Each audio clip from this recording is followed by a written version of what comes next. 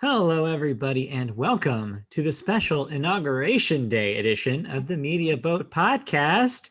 As you may have guessed, today is January the 20th, 2021, the dawn of a new era, the dawn of a new administration, and hey, maybe some good stuff. Who can say? It's day one. We only have scratched the surface, but it's also the dawn of a new episode of the Media Boat Podcast. And if you don't know what we are a podcast dedicated to talking about news and thoughts about movies, television, video games, and music, not necessarily in that order. My name is Matt. With me is Mike. I'm Mike. He's Matt. And you kept saying Don, even though there is no more Don in the Well, not office. that Dawn. No, Yeah, he's that Dawn. done. Dun dun dun dun dun. He's done. But the DAWN is still happening. Like there's all sorts of dawns happening. And yeah, thanks for joining us on this special historical day for a non-historical, non-special podcast. Yes, even though this is week 3 of Yeah. the 3 of 3 of season 6, where we start with something political. We are not a political podcast. It's kind of hard to avoid these days. Maybe it'll be a little easier to avoid as we go on. But in the meantime, hope y'all have had a great day. Let's go straight into the podcast. We always start with movies. We're gonna skip off the box office again. It does exist, but it's very, very small. The Marksman was your number one movie. Just $3 million. That's that Liam Neeson movie, though. Right. So, yeah. And then The Croods is at 2 million, and everything else is sub 1 million. Oof. So, yeah, not worth even talking about. All right, but when can we have box office again? Well, speaking of which, our first story talks about that exact subject. Let's talk about 2021 movie releases. So, last year, 2020, got off to kind of a good start with Sonic for February. And then onward had some good buzz going into it. But then we hit kind of the pandemic and everything got pulled. And as we talked about in our year-end wrap-up shows, kind of the continuing theme of 2020 was your big tentpole releases being pushed back and pushed back and pushed back until ultimately getting delayed to this year to see if anything would change. It was just salt and pepper. They pushed it. Pushed it real good. So that brings us to 2021. Hey, what about all those movies that are supposed to come out? Well, don't get your hopes up. The feeling of deja vu is demoralizing as studios look to rearrange their spring and early summer slates again. In the case of MGM's new Bond film, No Time to Die, it was subsequently pushed out a year to April 2nd of this year, but not even that date will hold. The only question left is whether MGM will again relocate the tentpole to October or maybe even later than that. MGM has declined to comment, but a veteran studio executive does predict that, quote, I think everything, tentpole films, between now and Top Gun Maverick in early July will move. It's a mess. That group of films includes Paramount's A Quiet Place Part 2, originally scheduled for April 23rd, Disney's Black Widow, currently scheduled for May 7th, and Universal's Fast and Furious F9, currently scheduled for May 28th, all of which were was supposed to release last year. The executive continued with, quote, the way I'm thinking about the year, the first quarter will be down as much as 90%. Things will improve by the second quarter, but revenue will still be 30% to 40% of the normal if comparing to a 3-year average, that being 2016 to 2019. This all depends on if the US, of course, can immunize, that's the word, vaccinate 1 million people a day. And only then things can start accelerating. As most people know, they're not to that rate yet. Only 44 million people nationwide have been vaccinated thus far, and that's not immunized because that's only the first dose. Right, and they need the second dose, which is 4 weeks out.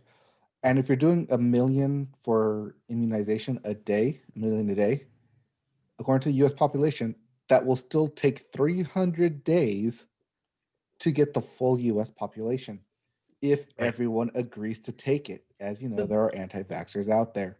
So the good news, there is a kind of good side to that, which is in order for this to work, we don't necessarily need 100% of people to take it. It, of course, doesn't hurt. But there are people, like, enough of immunity would be enough in a lot of ways to at least get the ball rolling back for normalcy. But you're right. Ultimately, it's going to take a very, very long time for any of that to happen, to even for us to get anywhere close. Now, as you mentioned at the top, we are in a new administration. Yeah. And legislation's already on the table for speeding up the process of vaccination, giving more options to people who need the vaccines or are taking care of providing the vaccines to people. So yeah, we'll see in the coming months if that process is accelerated, and maybe a fall movie season is possible. Who can say? Maybe a summer movie season as I almost said that. The incoming, well, I'm just putting it out there because the incoming administration, I guess not incoming, but current. Yeah, current now. Has made a pledge of 100 million vaccinations in the first 100 days. First 100 days. Yes. And that puts it out to April 20th or 21st, roughly. That's a big if. That's a big if, but that's also end of April, starting of May. Yeah. For 100 million people. Or 100 million new people? Or not total? I think it's total. So actually, I don't know. That's a good question. Well, okay, let's assume at best it's 100 million new people. So that would put 60, us at about 60 million from now. Yeah. Yeah, put it out 100, at best 150 million. Yeah. By what would be the beginning of May. Yeah, but if you're in the movie studios, you're just crossing your fingers back here. If you're theater chains, you're also crossing your fingers. I feel like most people are probably crossing their fingers. But you can't see mine off screen, but they're definitely crossed. But yeah, the studios have had just rough going. Don't know when to release their shit, and so yeah, it's only a matter of time until we find out. And until they do, this is kind of the downer of movie box office for now. It's just the reality of it. It's just we can't have movies if nobody can go to them. All right. Well, let's say I do want to go to a movie. What can be something I look forward to besides what should already be out by now? Well, I don't know about things to look forward to, but I do know about this next story here, which is about a movie I don't know who asked for. Warner Brothers licensing asked for it because I guess so. If they don't make a movie about it, they lose the licensing. Yeah, renewing licensing, IP license. IP. Yeah. So Warner Brothers has announced they will release a movie called Wonka on March 17th, 2023. It is, as you guessed, about the early days of Willy Wonka from the Charlie and the Chocolate Factory films, and novel. And book. Basically about his early days before he turned to a life of candy. Back in 2018, it was reported that Ryan Gosling, Donald Glover, and Ezra Miller were being eyed to star in the film, but those names have all fallen by the wayside, since with either Tom Holland or Timothée Chalamet is now set to play the lead role. Paul King, director of Paddington, will direct a script by Simon Rich, the writer of An American Pickle, who will draw inspiration from the classic children's novel, Charlie and the Chocolate Factory, of course. Warner Brothers is looking to start production on the film in the next 4 months, so we'll likely know final casting very soon. Is there anyone other besides these two actors? Because their names keep popping up everywhere because they're the hot stuff. Someone on Twitter said Janelle Monáe, and I was like, yeah, that's a good creative choice, right? Just completely rework it? Yeah, just completely rework the character, gender swap, it would work. You can do it without even invoking the Wonka name. Yeah. Although I wonder if you have to for IP licensing. I don't know. I don't believe Roald Dahl's estate probably cares. So no, but I believe Warner Brothers money and accounting do care. I don't know. It was a neat idea, but yeah, no, it'll probably be one of these dudes. Tom Holland might be a hard get, seeing as they're going to be in production on that Spider-Man film at some point this year. They are currently in production and should be wrapped up by summer. Oh, I didn't realize they were almost done.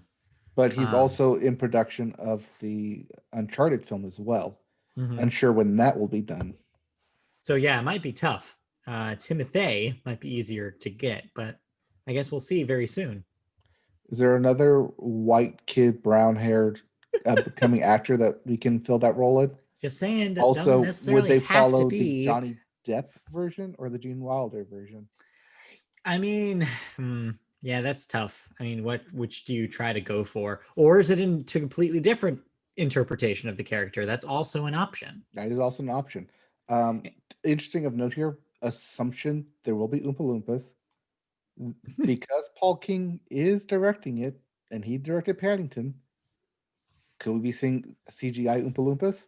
I think it's possible. I think it's maybe questionable to do it like the first those other movies did it at this point. But who can say? Maybe they'd figure out a way to make it work.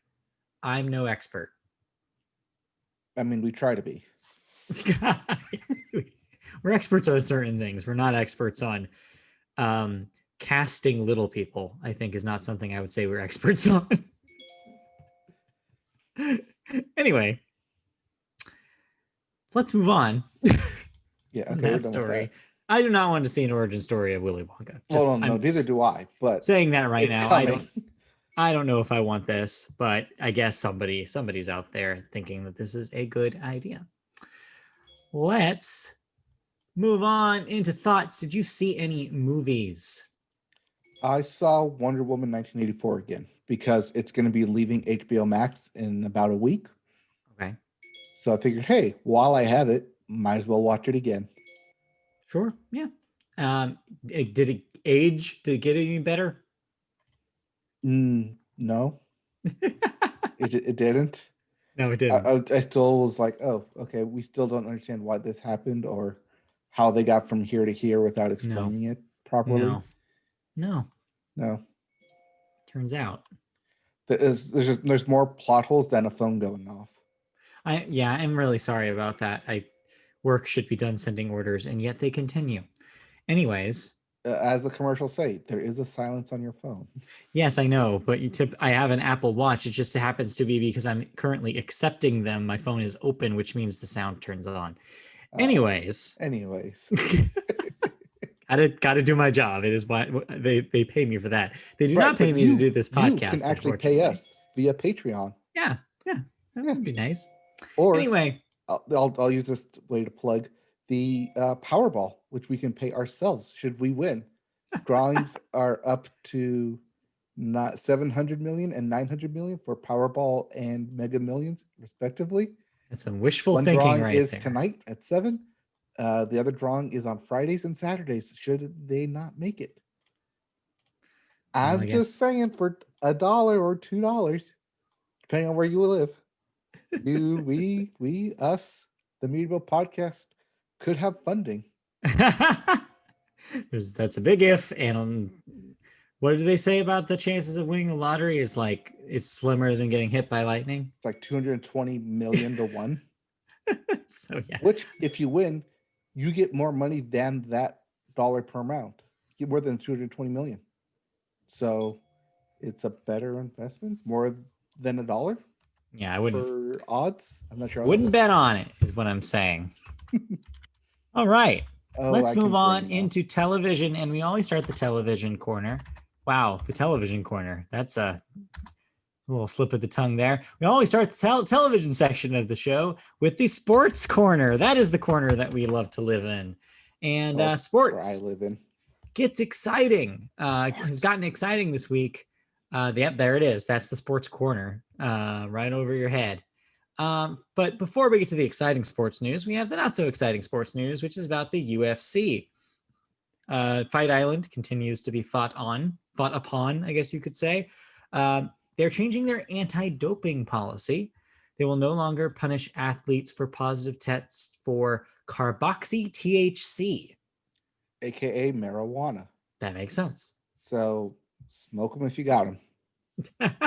Or eat them if you like edibles, or just enjoy them. Enjoy them as you will. Or if you can find non-THC edibles, you can have those too. Well, anyways, yes. So they are removing that from the banned substances for UFC fighters. So there you go. Moving on the other side of Fight Island, not so much Fight Island, but entertainment wrestling, WWE has confirmed WrestleMania locations and dates for their next 3 years. WrestleMania 37, the next one, will be April 10th and 11th, 2021 at Raymond James Stadium. WrestleMania 38 will be April 3rd, 2022 at the AT&T Stadium in Arlington, Texas. And WrestleMania 39 will be held on April 2nd, 2023 at none other than the SoFi Stadium, Inglewood, California, right here. So look forward to those. SoFi was supposed to be this year, but because Tampa Bay didn't get its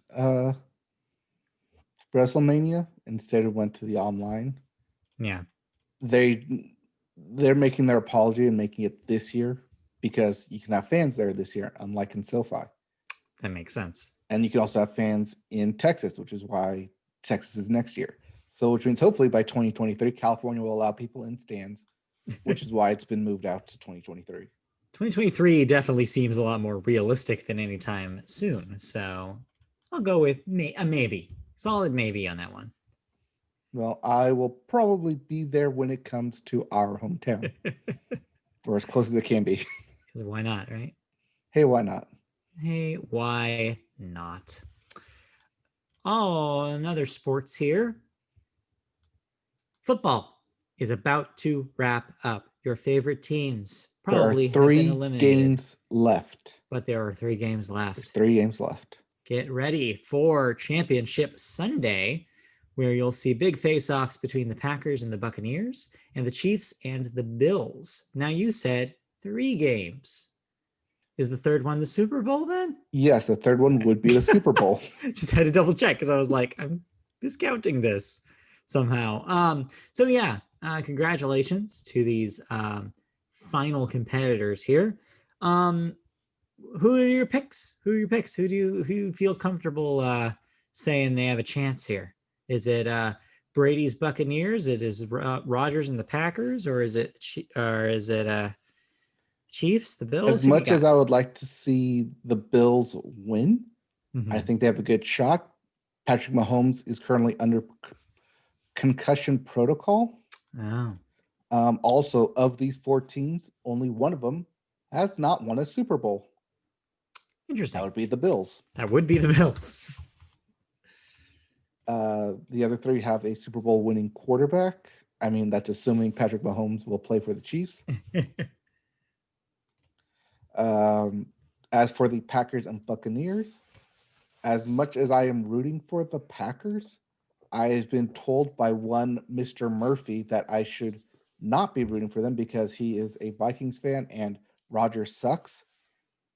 So I should be rooting for the Buccaneers, unfortunately, maybe. I was going to say, Tom Brady. Do we want Tom Brady to get into another Super Bowl, though? So here's my thought process around it. Should Tom Brady win, he would have done what people said he couldn't do, which is conquer the AFC and get to the Super Bowl via both sides of the mountain, the NFC and the AFC. Sure, AFC, that's NFC. interesting. That's interesting. And I want somebody maybe to do that at some point. But do I want that somebody to be Tom Brady? No, I don't. Yeah, but you might not want to. But let's put it this way. He's done the AFC through the Patriots. If he does it through the NFC and the Buccaneers, there's literally no other mountain for him to climb. He can retire saying that he is the best, that he won on both sides. But will he? That is the interesting question, because unlike Drew Brees, who does not have a contract, and although Drew Brees lost this past Sunday and has not announced his retirement, all signs do point to him retiring. Yeah. I think Tom Brady is currently on a 1-year contract, so all things are up in the air. Speaking of retirement. Right. I was just going to mention this. Officially, we got official word about Phillip Rivers today. Yes. Phillip Rivers, after 17 years, number 17, has decided to retire from the NFL to spend more time with his kids and start a family.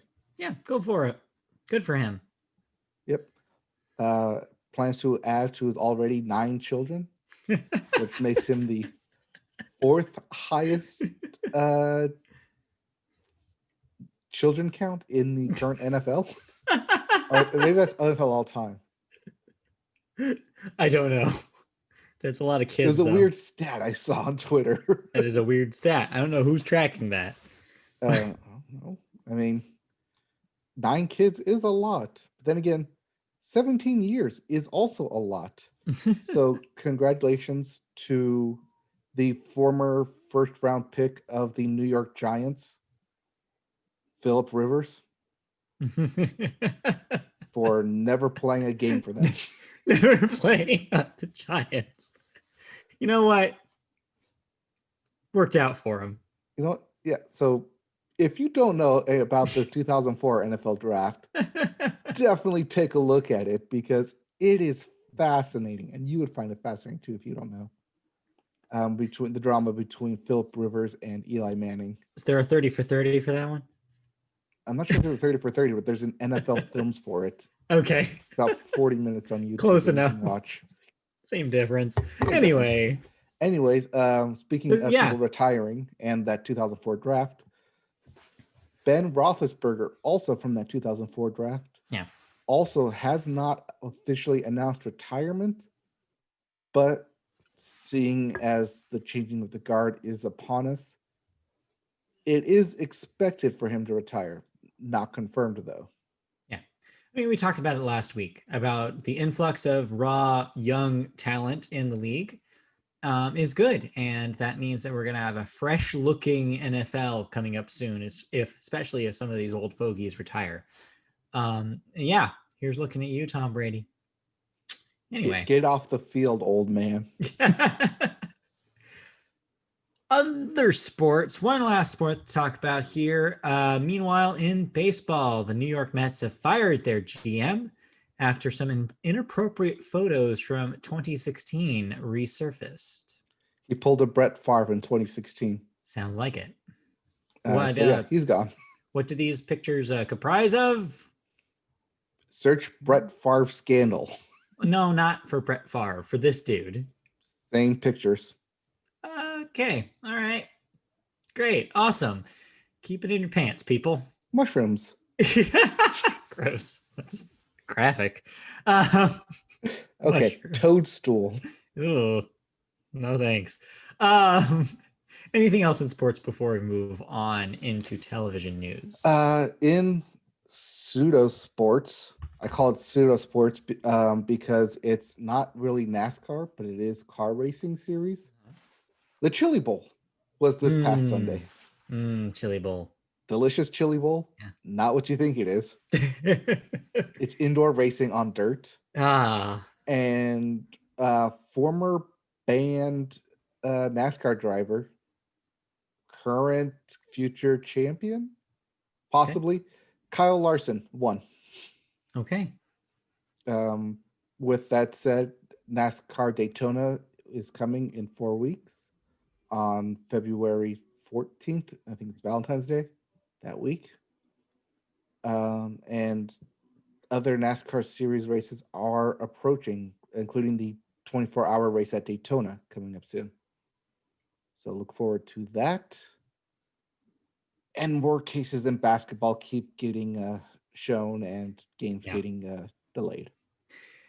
Really makes you wonder. I was actually thinking about this kind of idly a couple nights ago. It makes you really think about how baseball is going to do anything next in March, because March is coming up very quickly. Right, but like they have to do spring training. Yeah, so I guess we'll know soon what their plans are, but they've got to do something different, right? They can't do what they did last year in this situation. I was just even thinking about the prospect of the Angels playing right now in a Southern California that's been just ravaged. Can they even play? I mean, technically, depending on how you want to look at it. But in good conscience, can they play? Should you play? Yeah, what owner says get out there right now with the ICUs full up? And let's look at basketball. Hey, are you telling your players to get out there and dribble? Yeah. And then when you look at basketball, it's like, if that's your example, unlike last year, if basketball is your example this year, it's a bad idea. You're looking at that and probably be like, I don't know. I believe there's supposed to be a new CBA with the players union coming up soon. Yeah, I wonder. Can they, because last year we mentioned that they couldn't strike. Could they strike this year? And would that affect things? What if the league says go for it, and the players then use that as an opportunity to stand up against them? The players could also use it as a way to gate attendance or money at the gate. Especially in places like Florida where they're going to want to encourage crowds, the teams might have some pushback against it.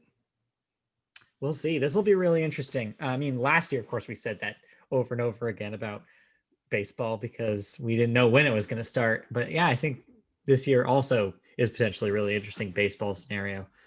I mean, just like with movies and box office, we don't know. We're We leaving don't it know up to other people. Yeah, we learned last year not to predict too many things because every time we did, we were wrong. Right. And lastly, as we noted last week, the start of the NHL has begun, and everyone has a win. Yeah. Congratulations. Except for the Kings. Oh, well. It's to be expected. Hey, I'm sorry. Chicago and Dallas are also winless, but then again, Dallas has yet to play a game. Yeah. Because coronavirus. See, we're not talking about hockey as much here because they're at least doing regional divisions to keep travel to a minimum. We'll see what the effectiveness of that is because as you already just mentioned, there's already some evidence that it might not be working. So we'll see. All right, sports. Yeah, you love them, but man, it's hard to see this stuff happen. Let's move on out of sports and let's talk about sports again, but the flip side of sports, the marketing side, specifically the marketing for the biggest sports game of the year, the Super Bowl. Commercials, of course, a big draw for the Super Bowl audience. It's one of the reasons why so many millions of eyes are on the Super Bowl every year. Right, because it's not just about who's playing on the field, it's about the new commercials, because you get new movie trailers and some of the most memorable commercials of the year. Yeah. And new marketing campaigns. But of course, in the year since the last Super Bowl, a lot of brands have turned their eyes elsewhere from big marketing dollars. And here's a story about some of those brands. This year, both Pepsi and Coca-Cola have announced that they will not be running any commercials on its namesake sodas, so their main brands, due to this year's social climate, they say. Pepsi opted out of running a full ad for its flagship drink during the event, and instead chosen to focus on, of course, its sponsored halftime show. Coca-Cola has confirmed it will not have a commercial during Super Bowl 55? Is that where 55. 55. Citing that the company wanted to ensure we are investing in the right resources during these unprecedented times. For contrast, last year, the brand spent $10 million on an ad during Super Bowl 49. Or no, 54. I'm all 54. Over the place with Roman numerals today. The decision made by the beverage companies to pull their commercials from the Super Bowl to the adds to the narrative, not wrong kind of ads in this copy, involving the advertising budget cuts brands have faced during the pandemic, of course. Other companies, including M&M's, Pringles, Toyota, and TurboTax, are all still slated to appear as in-game advertisements. But brands have been cautioned about striking the right tone in the midst of the pandemic and high socio-political tensions throughout the country. It's got to be weird to be in a marketing firm right now when you have to tackle such big topics. I mean, you don't want another Pepsi, Kylie Jenner social commentary on your hand. The cops like Pepsi. Yeah, you don't want that right now. That's not going to work. You also don't want to have your, say, Super Bowl party alcohol have actual people surrounding with masks and drinking. Like, that's not a right look. You don't want to encourage gatherings, so there eliminates all your like yeah, what you say is like the core of a beer ad, typically people hanging out and drinking. You can't have that. I want to get back to Budweiser's Clydesdales playing football. You would probably see some Clydesdales this year if I had to guess. Budweiser is currently running its legacy promo ads where you see old ass Mhm. Bud Light commercials. I wonder if that's the Super Bowl. Yeah, that makes me think that that's a possible angle that some of these brands can take. Similar to what Geico did the year before, where Yeah. you voted on a sequel to some of its best commercials. Yeah. Again, I say voted on because internet voting is always correct. But yeah, you could see some reheated ads from yesteryear from some of these brands, I think, maybe in lieu of creating new stuff. I could see some like very simple. I could see some maybe a lot of animated ads this year. I did recently hear that animation is one of the television productions that have not actually been slowed down too much from the coronavirus. It seems like live action has been much harder to spin back up than animation has. Right. So that is another angle that production has slowed, not just for TV and film, but for commercials as well. So yeah, I could see animated ads because you don't have to necessarily address any of these topics either in an animated ad. You can have it be in a fantasy world, and then there's no connection to coronavirus or any of the social political stuff. You can have like, hey, let's enjoy a Budweiser in a fairy world. You know, you could do it. Dragon filing his taxes. You could do it. Do note, even though Pepsi brand itself will not show its Super Bowl ad for Pepsi brand, Pepsi company will still show ads for Mountain Dew and Frito-Lay's products. Yeah, it's just the main, they said their namesake products. So that also leaves opportunity for Coke to do a Sprite ad if they want. It's not just, the Dasani ad, all those other brands. So yeah, we'll see what happens. Surely it'll be a very strange year for commercials during the Super Bowl, but hey, we'll be watching, as will probably everybody who listens to this podcast. Because if you listen to this podcast, chances are you watch the Super Bowl. The odds are probably in our favor on that one. Hey. that Venn diagram is just a circle. Let's be real. A lot of people do watch the Super Bowl. It's true. Hundreds of millions. Let's talk about something else. Let's talk about production again, but about in the UK, across the pond, as their situation has been a little different than ours. Right. We don't talk about it here, but the UK has the new strain of the coronavirus in recent months. Of course, we've gotten it too now. It's an international strain at this point.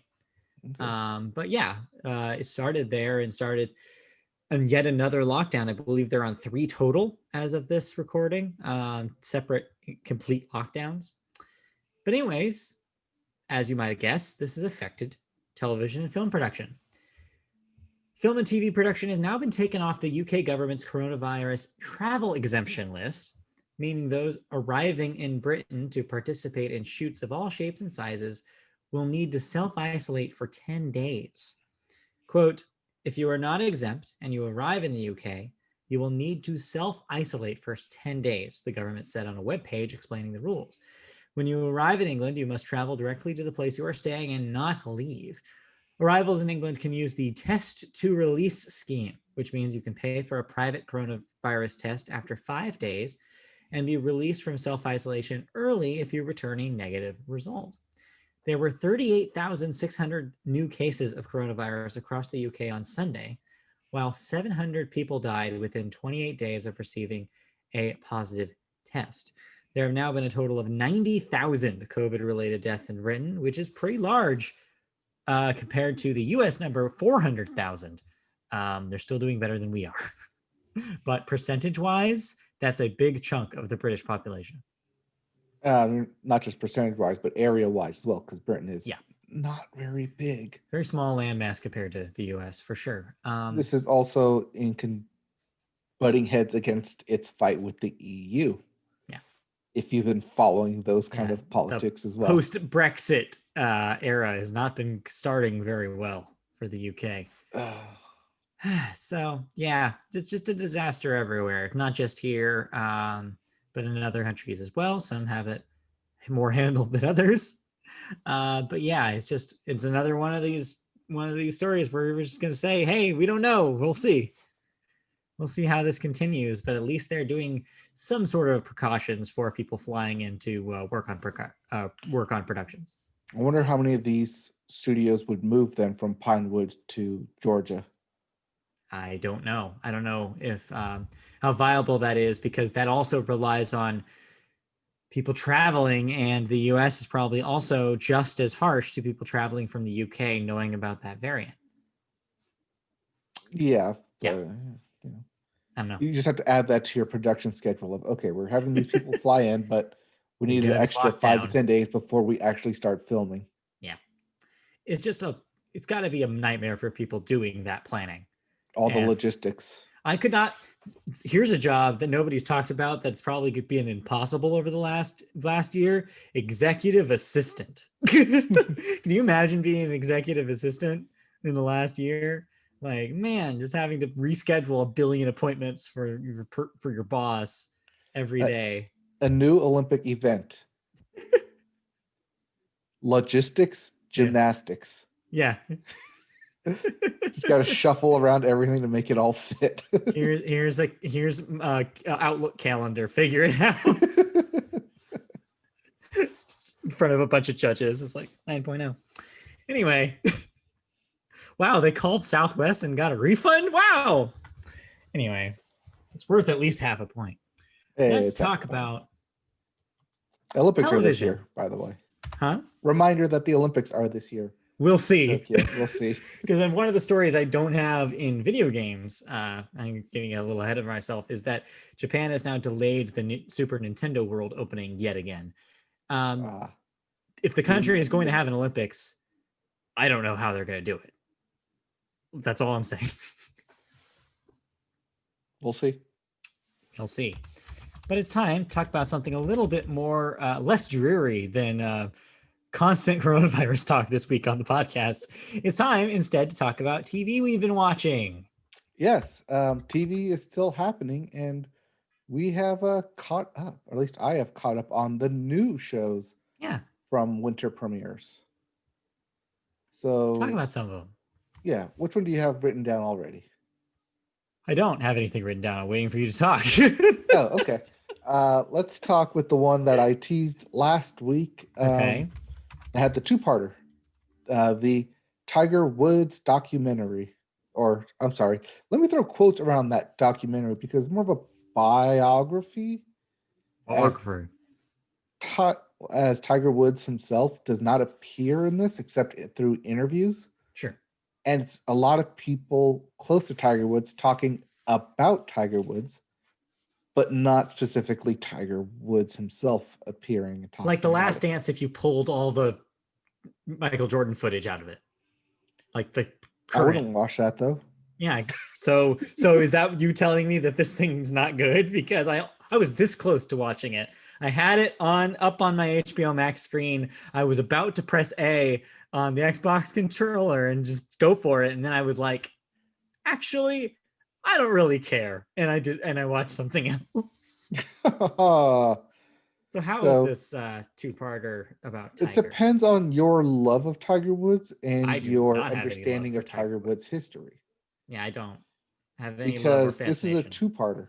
Part one is building up the man, the myth, the legend that is Tiger Woods, how he became the powerhouse of the golf world that is his brand, and how his father, Earl Woods, helped him achieve that and basically pushed him to a maddening skill set, the likes of which have never been seen, except by Phil Mickelson, who came on after him and has challenged him every step of the way.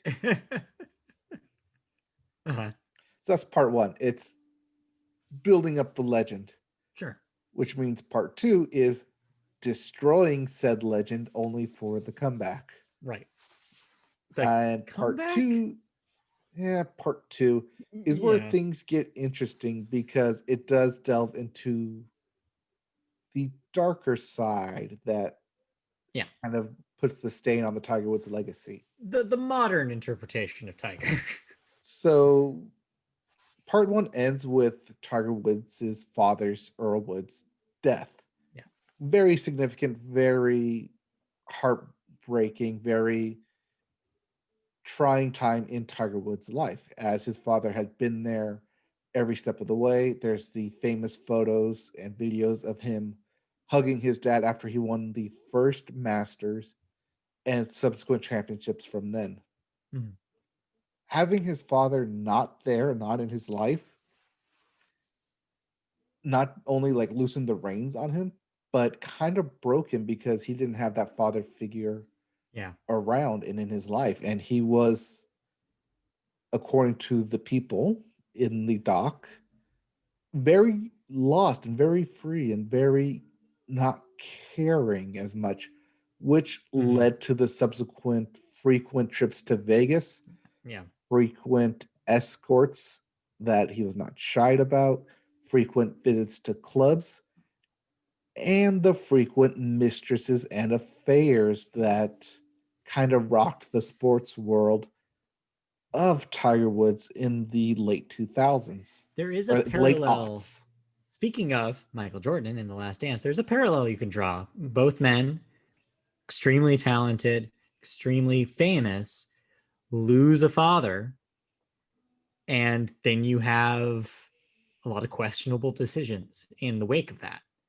Of course, you could argue that Tiger's legacy ended up being a lot more negative because it was a lot more front facing. The Michael Jordan stuff was a lot more rumors, it was a lot more speculation. But the Tiger, all of it was just taped on video and everybody saw it. Well, even with Michael Jordan, that's a team sport. That You too. had Dennis Rodman there for the media to point the cameras at Mm-hmm. and say, "Look at his antics. Don't look at You mine." had deflectors. You had more deflectors with Michael Jordan. In golf. That's a Yeah, solo sport. you All eyes focus are right on on him. him. Yeah, unavoidable, Especially when really. you have his father come out and say that he's going to be the Messiah that changes the game. All eyes will continuously be on him at a High high level. stakes. Yeah, high stakes. Mm-hmm. So, yeah, it goes kind of in depth about all that scandal, including the post Thanksgiving, I crashed my car, Yes. and post DUI, I'm in a jail cell. Mm-hmm. But it The does lowest seem point. to, his lowest points, Yeah. but it does seem to rush through them very quickly, Mm-hmm. as it doesn't spend a whole lot of time because there were so many to get through. Yeah. That it was a, like attack, attack, attack, attack. Now we need to make sure we put all these attacks in the first hour Mm-hmm. in order to have the last half hour as the redemption arc 2019 Masters, where he makes his full return and wins the Masters. Yeah, because if you're making this, you want the story to have a happy ending, at least as happy as you can get it to. So yeah, unfortunately, it does mean you kind of have to blaze past a lot of the stuff. That wasn't so great. Which is Especially when you spend the first episode, the first hour and a half building him up, only to have the next hour tear him down, so you can have a half hour to resolute everything. Yeah, but then my question is, and I kind of alluded to this by using scare quotes around comeback earlier, is it really that much of a comeback? Because beyond that Masters, he's underperformed in most of the tournaments he's played since his He is comeback. ranked number 1 still, or at least in the top 10 now. But I feel like every time there's a big like, oh, he's going to be part of this, he's never the winner. No, but you do see him relaxing more, and he does go into this Sure. a bit more in depth in the doc, that from his post rehab, because he is now considered the old guard on the tour. Yeah. He no longer has that very Pressure. fierce, competitive, locked in Tiger mode. Yeah.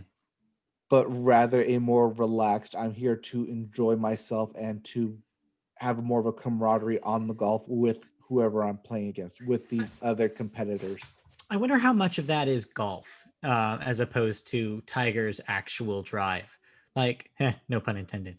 Is it like, I'm not super familiar with the history of golf or its most important players, but is that typical of a golfer in like the back end? Again, not a on purpose pun of their career, is to kind of chill and let the young ones who are hungrier get the publicity? Or is this specifically unique to Tiger?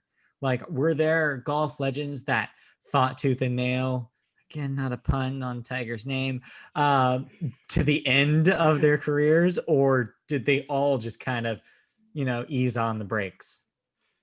I believe it varies from person to person because Okay. when you're young and in your height, in your prime, you're gung ho. You want to Right. win everything that you enter. Right.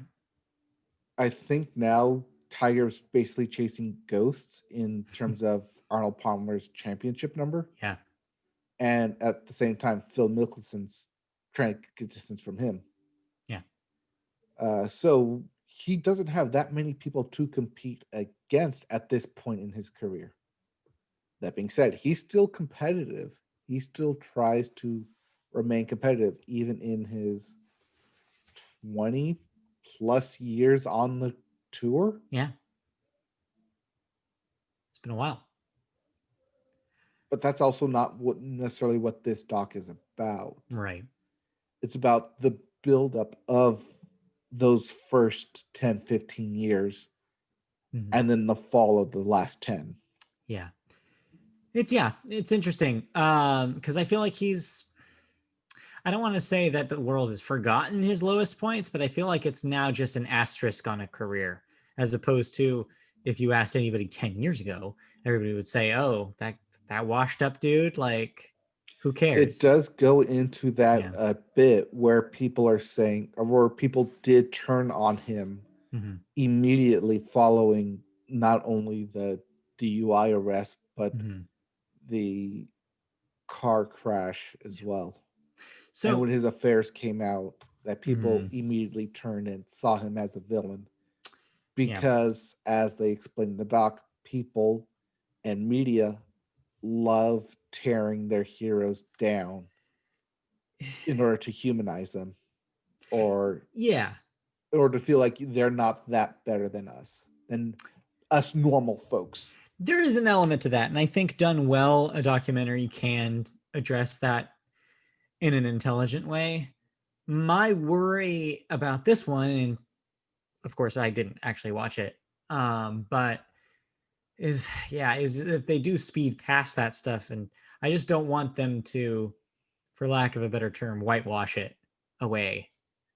So I don't know how I feel about that. It's a hard balancing act, and it really depends Definitely a on hard what the balancing person act, and I don't think they does. do it enough justice in the hour and a half given Yeah. in episode 2, which is why come whenever Tiger Woods does decide to retire and do a last dance tell all, because I Yeah. feel Yeah. since the last dance was so good, everyone's going to be wanting to do that now. You're going to see a lot of that kind of style for sure. Mm-hmm. The last thing I'll say about Tiger Woods is, to me, he won't be a super important golf legend until there is a drink that I can buy in my grocery store that is created by him. Until he has an Arnold Palmer. I believe he is co-sponsored in Body Armor drink. Not the same. I mean, like Oh, you a want actual like new, named for him? You want to buy the yeah, Woods? named for him, not branded Tiger Woods. I want like an Arnold Palmer style. Like, what is the Tiger Woods? What is that drink? Is it like I think it's gin and tonic now. the gin and tonic? Just a pre-made gin and tonic. It's like, oh, I'm drinking a Tiger Woods over here. That is the ultimate golf legend status, if you ask me. You're not a golf legend until you have a drink. Okay, you're naming that. You're based off of one person though. I know. Arnold Palmer is the only golf legend. That is your bar for golf. That's your golf knowledge right there. Yes, that's my Arnold golf Palmer. legend. My golf knowledge is delicious iced tea lemonade. All right. Anyways, what else did you watch? What else did I watch? Oh, is that a stream it or pass, or where are you sitting on that?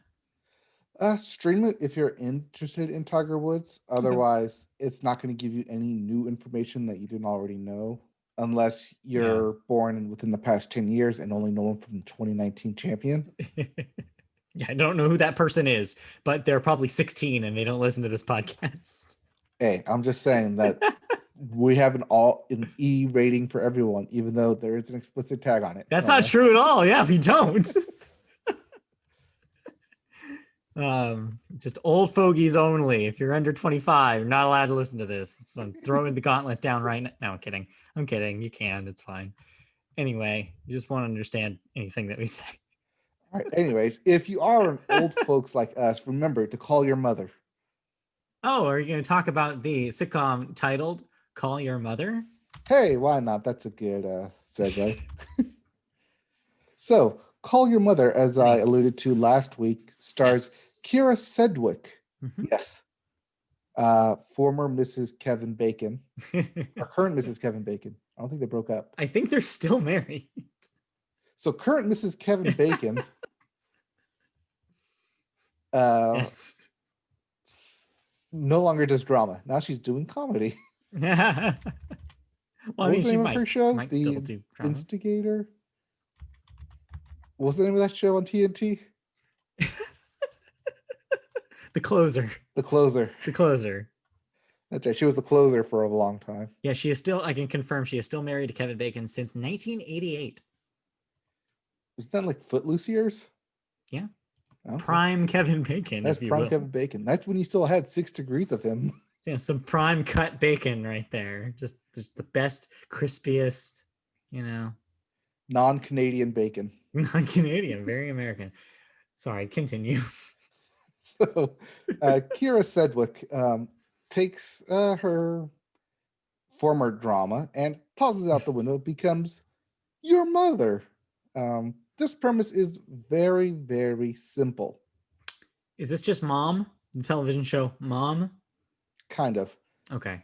This is, my son has not called me back in 4 days, so I am going to fly across country to California and surprise my son because he has not called me in a week. Okay. Seems like a bad idea, but okay. Yes, but that's also hijinks and hilarity ensues. Oh, sure. So she arrives in California and immediately surprises her son, who, unbeknownst to her, has a girlfriend she has never heard of. So she also visits her daughter to see, like, oh, did you know that your brother was dating someone?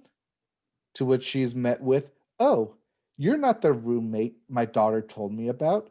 I clearly know nothing of my children now. So instead of like flying back home and being like, okay, my kids are moving on, she decides to stay in California to be closer to her kids who are trying to have a life of their own. I see. It's a simple premise. Yeah. I mean, that's pretty much it. It's Mom comes back into 2 of her kids' lives and they have to deal with her. Yeah. Yeah. Does have a lot of charm to it, though. I'm Okay. surprised how homey and heartfelt it was. That's good. Yeah. I want to say a lot of that comes from its director, Pamela Fryman, of How I Met Your Mother fame, of Friends fame. Long tenured sitcom direction. Yes. Yes. And it definitely shows, because this could have easily been similar to Call Me Kat. Similar in style, where you have the mom trying to butt into their kids' lives.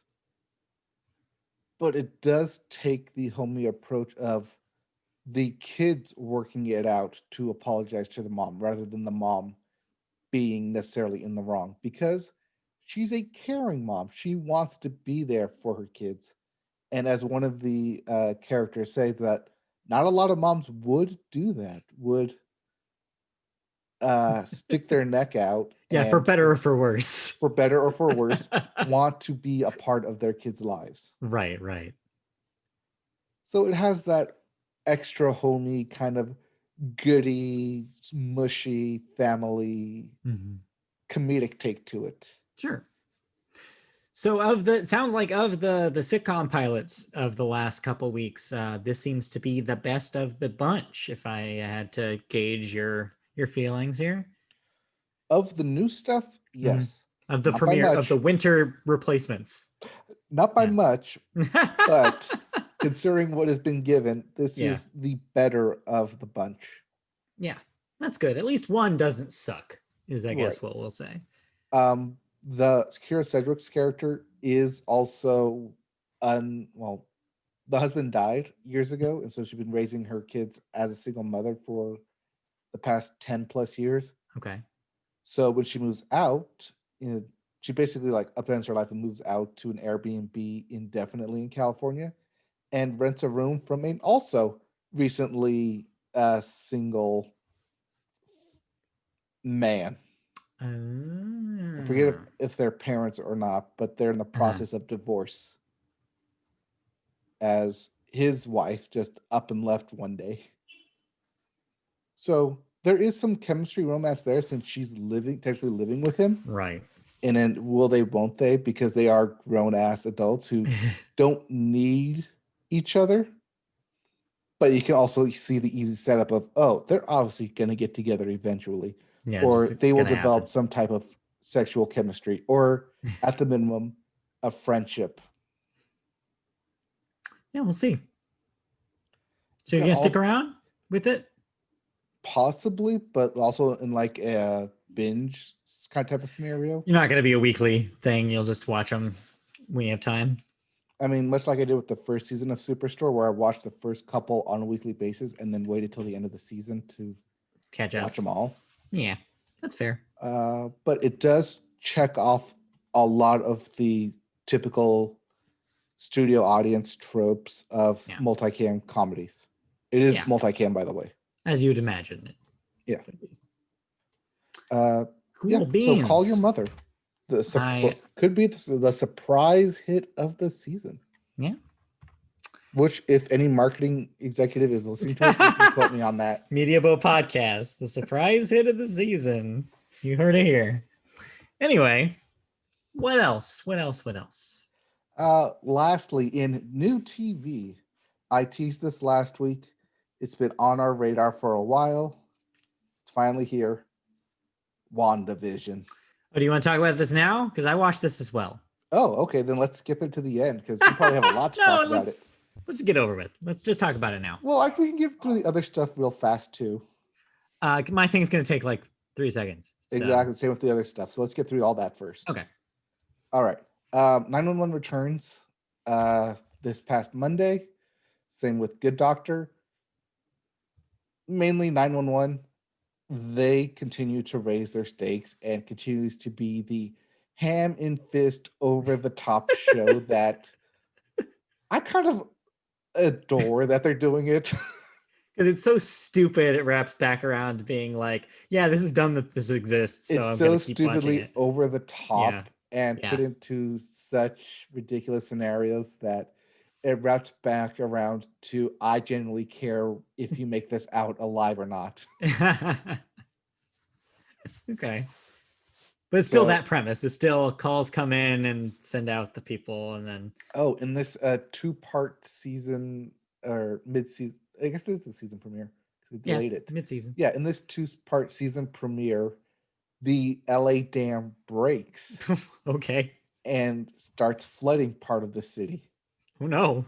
So yes, imagine dealing with that now. Yeah, I'd rather not, but okay. In addition to the tsunami they had last year, in addition to the earthquake they had the season before that, the San Andreas earthquake style. Yeah, this universe. In addition to the hostage situation that they had previous seasons. Yeah. I guess just having a show where train derailment that happened. If it was just people collapsing and like super like low stake stuff every week, it wouldn't be fun. They have to have like ridiculous things happen. Well, no, when you do have those kind of weeks, you generally have more of the fire captain, fire company interactions in between those kind of small stake stuff. But they always ratchet it up for the season premieres. Sure. As a way to not only show promos of look how crazy this is. How are they going to get out of this one? But also as a way to like draw on new viewers, like, what if this happened? How would they do it? How would they survive and get through it? So yeah, stakes keep getting raised to like a ridiculous level. Delicious. And then you Anyway. also wrapped up a series as well. Well, I'm continuing it. So last week I mentioned I started watching season 1 of Apple TV Plus's Dickenson to get caught up to the current season, which is airing now. All caught up now. Yeah, so season 2 off to a pretty solid start. It's just as charming as season 1 was. It's quirky. Its tone is bizarre but charming. I like the things that they've done with the characters. I like the new characters they've introduced, and it's an interesting premise. This is not really a spoiler because it's real life. It happened, but basically where we're at right now is Emily Dickinson is interacting with a newspaper magnate who has promised to publish her work. Big deal, because in this time, a lot of women were not published. So yeah, that's kind of the stakes it's set up. So she is now, it looks like where the series is headed is kind of this inner conflict within Emily, where does she want to be famous for her poetry? What is the effects of fame in the 1860s? Like, what does that mean? And so there's a lot of playing around with metaphor and playing around with the how that changes her interaction with her friends and family and stuff. So it's, yeah, they're still doing a really good job with that show, and that's a weekly show on Fridays. So when the season wraps up in a month or two, I will see how it all lands, and I'll talk about it here again. So we'll see. Yeah, okay. And lastly, in recent TV, as of today, as of hours ago, we mentioned it at the top of the podcast, but because it was on TV, we're going to list it here. We'll talk about it a little bit. We'll talk about more a little later, actually, in music. But yeah, that happened. Yep. We have a new president. Inauguration happened. The inauguration happened this morning. Yep. I did not watch it. I listened to it because I was working. Mm-hmm. I had NPR on in my earbuds. But yeah, it was exactly what you thought it would be. Pretty strong speeches. I like that poem. The poet laureate did a very amazing poem just about the current situation. 20-year-old poet. 22, I believe. 22. Yeah, only 22. But yeah, it was entertainment, and went off without a hitch. They had a lot of security forces there, but they did not seem to need them, as there was no active threat in near the inauguration. Or if there was an active threat, they stopped it. Stopped, yeah, presumably. Yeah, it seemed like everything that was planned. The music stuff we'll get to in music section, but yeah, it was what we thought it was going to be. They are who we thought they were. But we need to talk about the big thing in television this week. Yes, we do. All right, so you seem to be raring and ready to talk about this thing. I want to get your take on Marvel Studios' first streaming television show for Apple Disney Plus, WandaVision, Intercapped. You mean the first new material of Phase 4 that we've gotten in over a year? That as well. New Marvel content in a year after a year starved of it. What do you think about the first 2 episodes of WandaVision? I'm of two minds. Okay. The first one being, this is 1950s ode to TV, 1960s history of television type series where I love this. This is a Hollywood going for the Oscar because Hollywood loves Hollywood type of setting. It's very much a throwback to a lot of those kind of old shows of Bewitched, Dick Van Dyke Show, Mary Tyler Moore, Leave It to Beaver. Very those, I mean, I Love Lucy. I have to say that, obviously. Honeymooners. Um, Type of old school television where the stakes were very low and every conflict was from a mishearing, misinterpretation, misconception. Mhm. And so from that, it was nice, but Okay. also there was the underlining tone of a Twilight Zone. There's something mysterious happening behind the curtain. Something's Yeah. just off enough to where I'm questioning what I'm seeing. I'm noticing more details of stuff, and I want more of these mystery boxes to be unwrapped. The second part of me, though, however, and which is my general audience take on this, Hmm. what the hell is this? Okay. Because as a general audience member watching this, your first off is why is it in letterbox? Why is it in letterbox? Why am I watching this in 4:3? Why is everything in black and white? Who is this character? What are you doing here? Isn't Vision supposed to be dead? I have so many questions. I'm already lost, and we're 10 minutes into this thing. Yeah. So, from that, yes, it has a lot of mystery boxes that I hope they answer in the coming episodes. But as a fan of TV and critical of TV, I like what they're doing.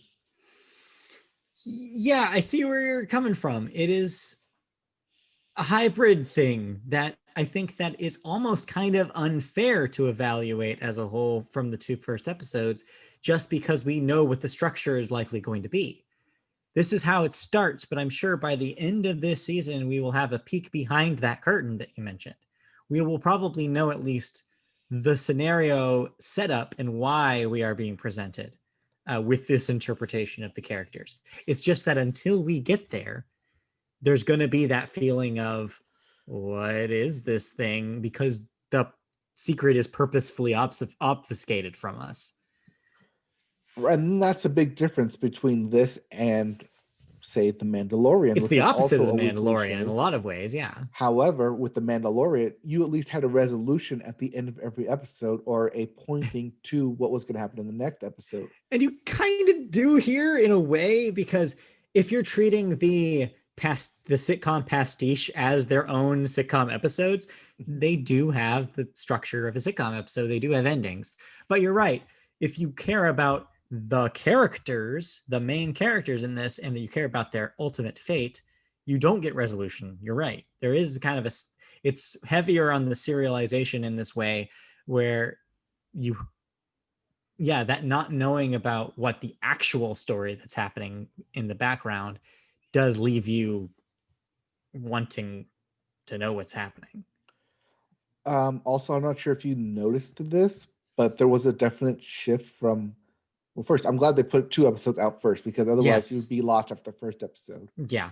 But that being said, from the first episode, which was clearly throwback to early television where everything was in studio, Mm-hmm. to the second episode where there was a lot more of it took place in an outdoor setting because you could Right. do a lot more and have more freedom with the cameras as TV went on, which is Yes. something you're not going to notice or know about unless you're people like us who took TV classes and understand that kind of thing. So that's one of the fascinating things about the show, and I want to talk about a couple of things, because overall, just to get it out of the way, I'm pretty positive on this. Oh I'm yeah, coming same. in. No, I'm Yeah, positive too. I'm coming in not completely blind, because I've seen all the most of the films, in which actually I've seen all the films that they are in. These You're characters welcome. are in. You're welcome Yeah, for that. I've checked those boxes.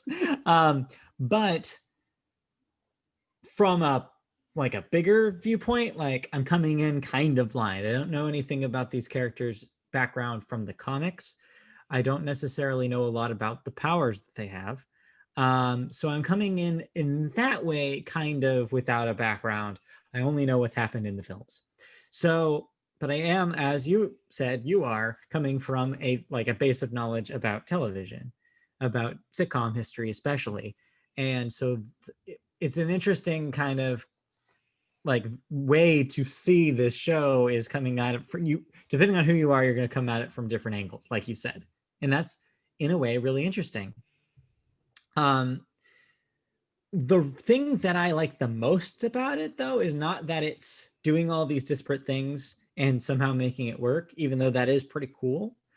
My favorite thing about it is that it's able to do it, that sense of dread you're talking about, that sense of questioning, I think works so well in its favor, because you can watch it on one level, which is I'm watching these superhero characters from another context in a pastiche of the Dick Van Dyke Show in the first episode, and then Bewitched in the second.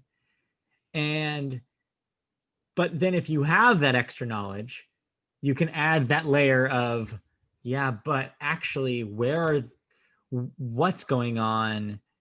Why are we seeing little hints of the outside world? And I think that tension, the best example of that tension is in the first episode. I'm going to get into minor spoiler just to make this point. If you haven't watched the first episode, I guess pause this, watch it, and come back. But when the boss chokes, and you have that tension, yeah, you have that tension at the table where it's unclear what is causing this. It's unclear why they're not helping him, and you're just sitting there being like, what is this? What is happening right now? It's also the first instance of something's completely off here. The first instance of who's actually in control as the camera pans around the room to the different characters. To me, that scene is this show. And I think we're only going to see more examples of that kind of tension as the show goes on, as we kind of go in. So it's that combined with the idea that you're talking about, with seeing how they go through the evolution of television as well. Like we're going to get a color episode next week as we kind of go forward in time. And what they do even further than that, like, do we have like a 90s sitcom take? Do we have like a Seinfeld episode? Like how far do they take this concept, right? I want a 24 very surrealistic show episode. Do they do The Office? Like what? Like there's so many options for them to do. Do they do an animated episode? They have so many options. Right. Also, do they stick in the comedy genre, or does it change to the hour-long dramatic format? Yeah. Does it go to a grand scale of Game of Thrones? Does it go to the reality series, even of something like Survivor, Big Brother, Amazing Race type of style? Who knows? That's the thing. And that is the thing that's most exciting about this show, or those are the two things that are the most exciting parts about the show for me. Is it, one, where does this premise go? Do they commit to the bit, and do we just go further in television history until they have to resolve the story at the end of the season? So that's the one kind of thing that's going to keep me watching this thing. And two is that tension that I was talking about. Like, how do they deal with these worlds intersecting, and how does that evolve as we go on? Does it bleed further and further every episode that we get into the season? Are we going to end up in a place where the reality tears in a way? A lot of people that I've seen online are comparing this to the X-Men show Legion that was on FX. Yes. And saying that it too kind of played around with the reality of the world it was presenting.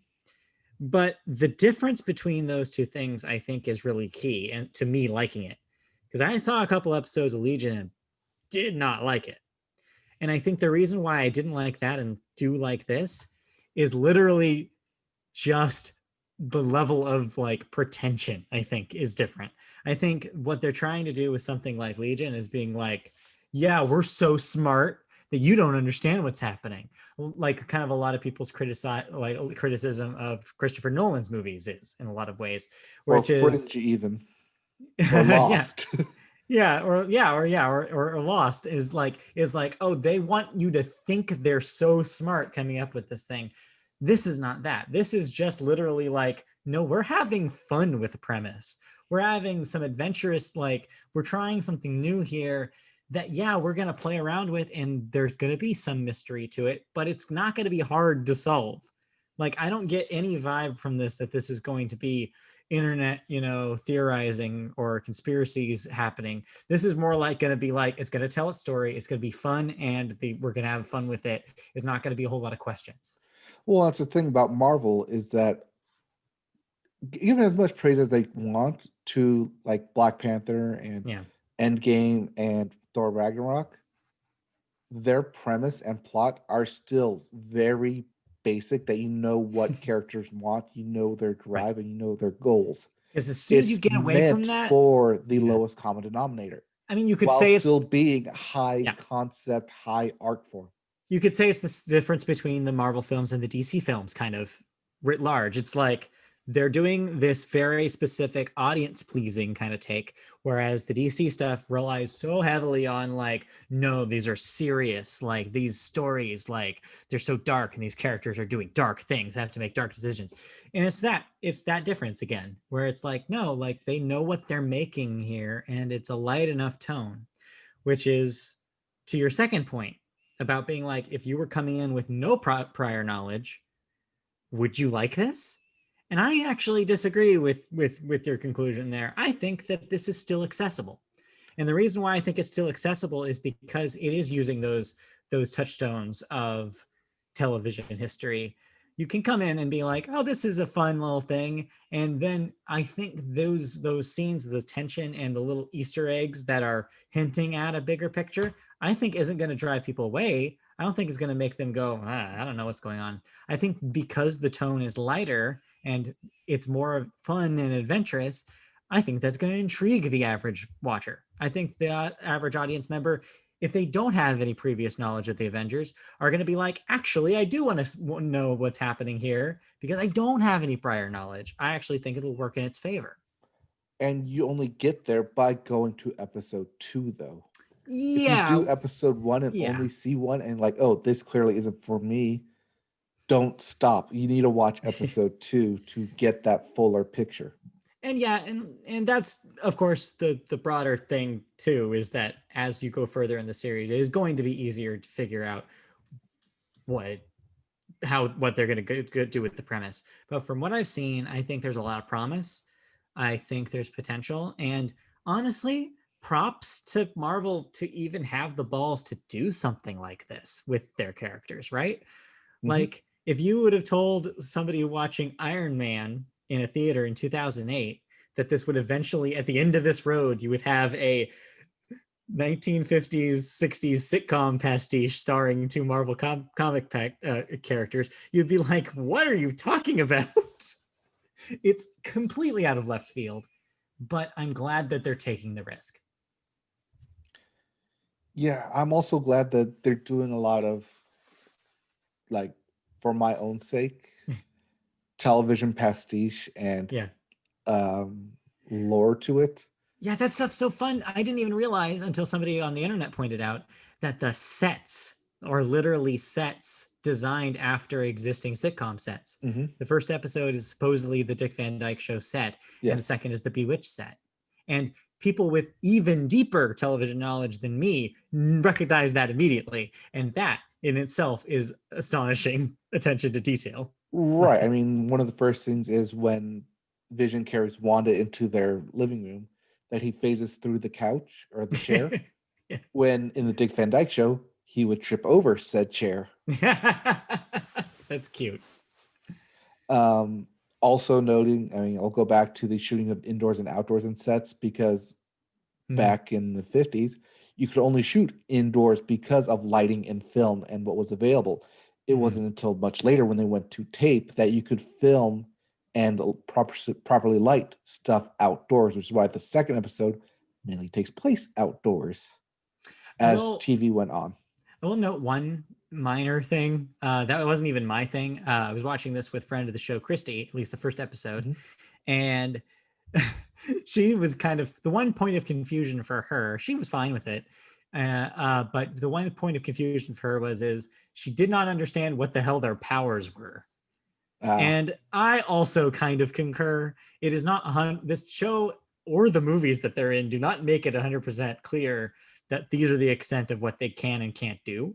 And I think that that's exacerbated here because because they have to do sitcom plots, there are things that they can't do because it would just instantly solve the plot that they're in. So I get why maybe if you were coming in from the outside, that would be a point of contention, is if you tried to apply any logic whatsoever to these episodes, you would find holes. But my response to that to her was, they're supposed to be doing a 50s sitcom. It's not supposed to make sense. Also, note the clothing. The clothing is era appropriate. Right. Very on brand to the costume smart. designer there. It's like I said, the attention to detail is amazing. Mm-hmm. Like, you do not see this anywhere else. Also, just real quick, because I want to throw it out there because I haven't seen this anywhere yet, but in the beginning of episode 2, when they're in separate beds, that was because in the 50s they were supposed to be in separate. You couldn't show a couple in the same bed. That was a big deal when a show finally did have a couple in the same bed. It was I Love Lucy who showed them in the same bed. So when they moved them together and switched to from twin beds to a full king, that in the 50s or 60s or whatever, that was a big deal at the time. Yeah, somebody on the internet was also pointing out that is kind of a reference to early period Bewitched being very different stylistically from late period Bewitched, if you compare episodes. And they did eventually have a single bed. Yes. Also, note the symbol of the sword symbol everywhere. I did watch this with the enhanced audio on. So yeah, I don't know what that means. So that's beyond my knowledge. That is comic book knowledge. I won't spoil it. Okay. But I will say that if you've been watching Marvel films, you have seen that before. I do not remember. I won't say where. Yeah, don't remember at all. So yeah, I think it's interesting. I think there's potential to it. I'm going to continue watching it because it has just enough of a hook in me where I'm like, I want to see what they do. All right. And if you don't know what Wanda and Vision are and where they're from and want to get a quick recap instead of watching all 20 plus films, you can watch on Disney Plus Marvel's Legends. So I saw this existed, and so the newest episode of that breaks down their whole deal in the comics. Their first 2 episodes are up. One covers Wanda's story and one covers Vision's story. There is nothing. I want to stress this. Okay. There is nothing new or groundbreaking in these episodes. Yeah. It is basically became someone's YouTube project to take what was given to them from the Marvel films and break it down to just solely those characters. Yeah. And so anyone who knows nothing of Marvel can watch these and understand what the character does, their powers, and their kind of breakdown origin story through the MCU films themselves without having to watch the whole thing. That's good. I'm glad that that's available to people. But I just want to stress, Marvel's Legends brings nothing new to the table. Yeah, it's just a recap.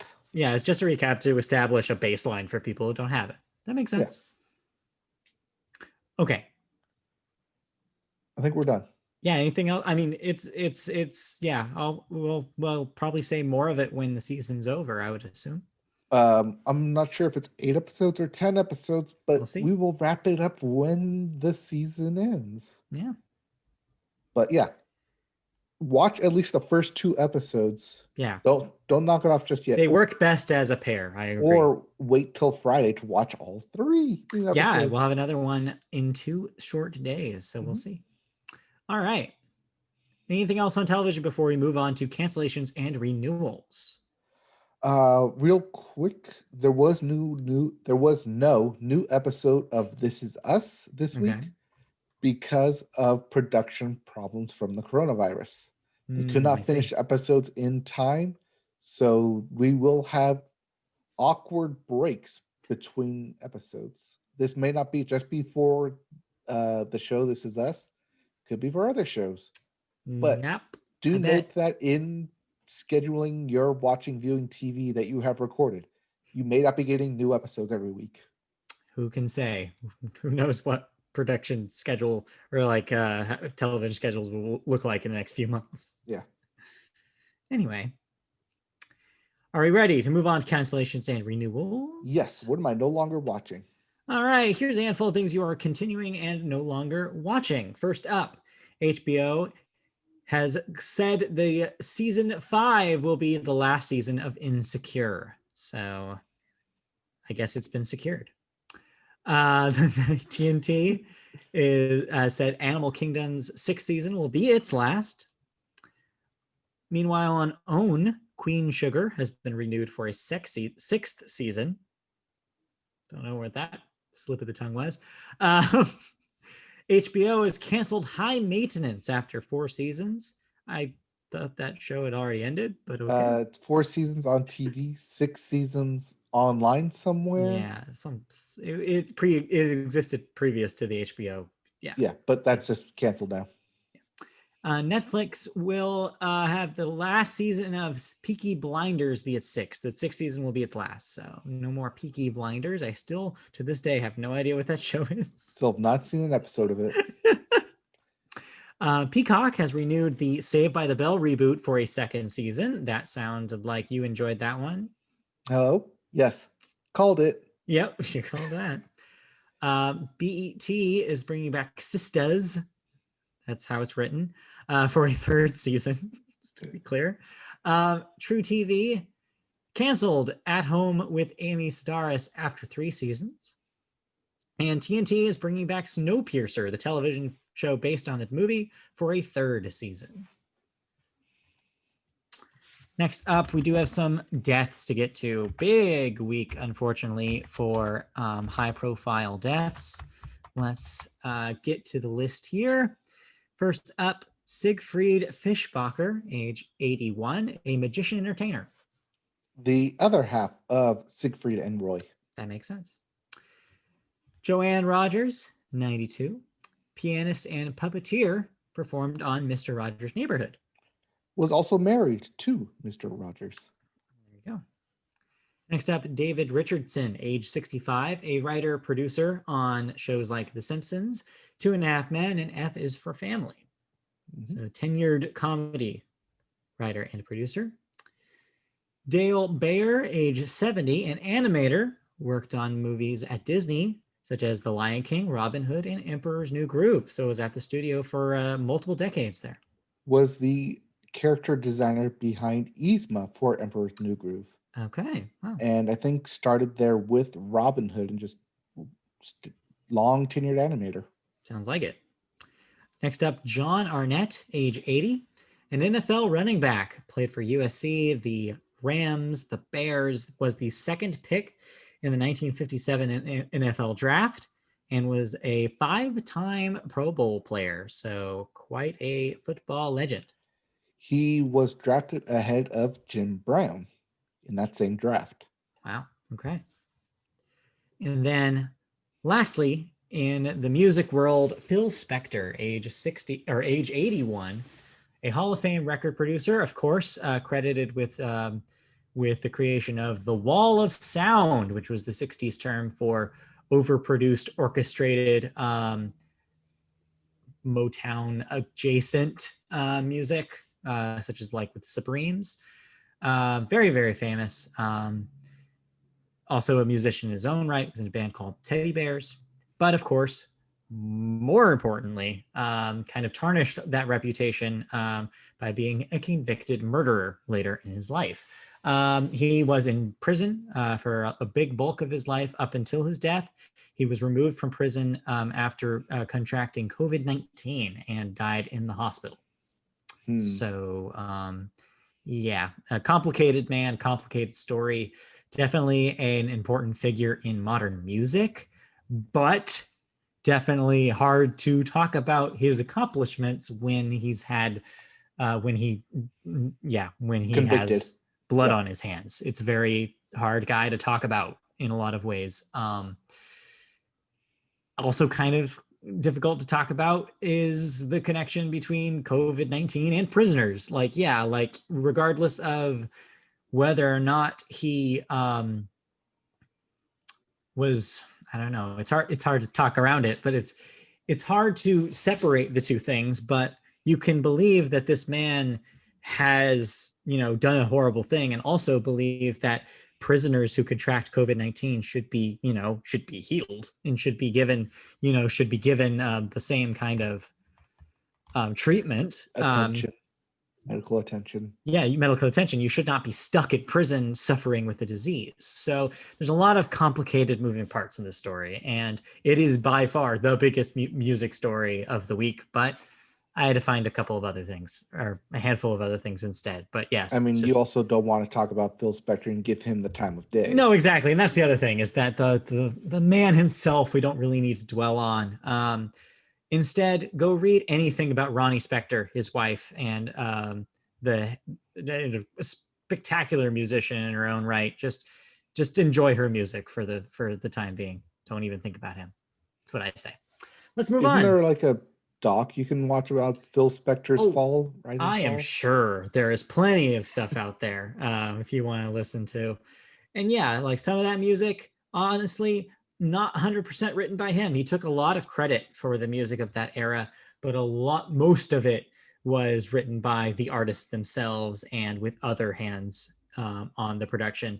So yeah, just keep that in mind when you're kind of going through that catalog of music, because this wasn't just him, even though that's what he wanted us to believe. Let's move on, why don't we, out of deaths and into music. Well, that was music story number 1, going out of order here, which means let's get into let's restart music then. Yeah, let's restart music with the Billboard, because we always start the Billboard with the Hot 100. Ooh. And time it 3 weeks into the new year. We have not only a first new song of the year, but the first new number 1 of the year. And not just a new number 1, but an unprecedentedly big new number 1. This thing came out of nowhere and it has now become a huge smash. Debuting on the chart at number 1. Driver's License by Olivia Rodrigo. Olivia Rodrigo. Yeah. Do you know who this person is? Have you heard this song? Is this just completely new to you? I have not heard this person before. But when I saw this news, I decided to look up the song and figure out, oh, what is this that people are listening to? It's a teenager breakup song. I don't know. I think you're underselling it. I listened to this thing as well because I was also curious, and I actually think it's pretty good. It's in the style kind of. I think we're seeing the post Billie Eilish era right now, and it's very much like one of her ballads. It's very stark and depressing, and kind of from a first person narrative of a young teenage girl. And I think that it works, and it's very emotional. When it hits that chorus at the end, I think it's a well-written song. So apparently she comes from, just as many of our pop stars in the last decade and a half, from the Disney machine. She was in Bizaardvark, the Disney show, and more recently in the High School Musical, the musical, or whatever that thing was on Disney Plus. This High School Musical, this series, the musical. That's what it is. Yeah. Yeah. It's about a teenager who just got their driver's license, but also just broke up with her boyfriend. So she uses her driver's license to drive by his house constantly.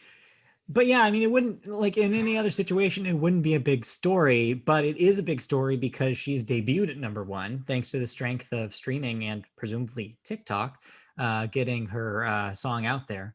And presumably from the Disney machine, as you said. But yeah, you don't see songs get this successful this quick, like ever. This is a very big debut. Debuting at number 1. So yeah, probably behind the other story I said, this is probably your other big music story this week. But again, because we were going to talk about it in Billboard, I don't have it in the news. All right, how many of these hidden music stories do you actually have? That's it. Those are just the two. Those are the two big things.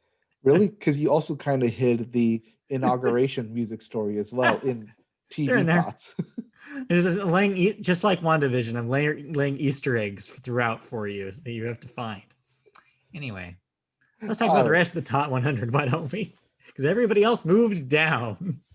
Basically, everyone, everything just moved down. No real changes. Number 2 was Mood by 24 Gilden featuring Ian Dior. 3, Positions by Ariana Grande. Number 4, Blinding Lights by Super Bowl halftime show performer The Weeknd. And at number 5, Go Crazy by Young Thug, and I'm not saying the other guy. Yeah, some dude. As for your album chart, your Billboard 200. At number 1, Dangerous, the double album Not by that dangerous. Morgan Wallen. Yeah. At 2, Evermore by Taylor Swift. At 3, Shoot for the Stars, Aim for the Moon by Pop Smoke. At number 4, Hotels by Jasmine Sullivan. And at 5, The Voice by Lil Durk. So real quick about the Hot 100, even though Olivia Rodrigo is the first new song on the top 5, not the first new song of the year, as that honor belongs to, I'll say, Media Boat favorite. Dot. Well, no, because she was your artist of the year last year, your number 1 album. Okay. Chemtrails Over the Country Club by Lana Del Rey Lana is the Del name Rey. You can't think of. Yes. And also, I want to let my point stand. She was not my number 1 record in 2019. I think she was like 2 or 3. Anyways. Maybe that was the year before? No. I know what you're talking about. It was in my top 5, but was not number 1. Oh, okay. Anyway. Yeah, Lana Del Rey. Yeah, she did have a new single from that upcoming record. I listened to it. It seems like she's just trying to do the same thing again, and I'm worrying it's too samey. Okay, it's good. So it wasn't just me. No, that's how I landed on it. I was like, this has a lot of the same kind of, like, you can hear the Jack Antonoff production, and you can hear the same kind of beats that she's trying to hit. And I'm like, you can't just do it again. And then halfway through it goes into a weird direction. Yeah, it's exactly the same playbook that she used last time. So I'm saying also, Lana, let your music do the talking. Maybe stop talking yourself is the other thing I'll say about Lana. She's already kind of tripped up a few times in 2021, and the year's just started. All right. Well, we can look forward to a future album release of Lana Del Rey. But for now, we do have new releases. Just a couple small things. All right. We have Home by Raheem. That's Rhye. Rye. And Cooler Returns by Kiwi Jr. Just a little Kiwi. Mini Kiwi. All right. So we already went through 2 music stories, so we have nothing else to talk about. Except there's some bits. Except the music bits. All right. So let's throw some bits at you. Why don't you? The bits. Drake. Yes, that Drake. Canada's own. Okay, Toronto's own. They haven't given him back to us at some point. They're like, you can have him. I mean, he's still part owner of the Raptors, so he's still Toronto's own. I feel like maybe though, if they're so angry about the Keystone XL pipeline, maybe they'll give us Drake in return. Just be like, we're mad at you. Anyways, yes, that topical Drake, stories. That Drake becomes the first artist to pass 50 billion Spotify streams. I'm gonna say that is too many. I will say that even though he has 50 billion Spotify streams, there are still people in the US that have more money than dollars to that. The other thing I will say is it does make me wonder on YouTube what the YouTube stats are, because then we would know how many views he's received. At least 6. I will see myself out now. I'll see myself the other way too. I cannot get out of this camera range. Anyway. Anyways, let's get political again, shall we? Yeah, well, sort of. Not really. All right. So, with Trump leaving the office, he issued a wave of pardons, including Lil Wayne, Kodak Black, and Rock Nation CEO Desiree Perez. Do note that upon accepting these pardons, they have to admit to guilt of what they are charged with. I mean, Lil Wayne's obviously not going to lie and say he wasn't in possession of weapons and drugs. I mean, he's Lil Wayne. We just know that that's true.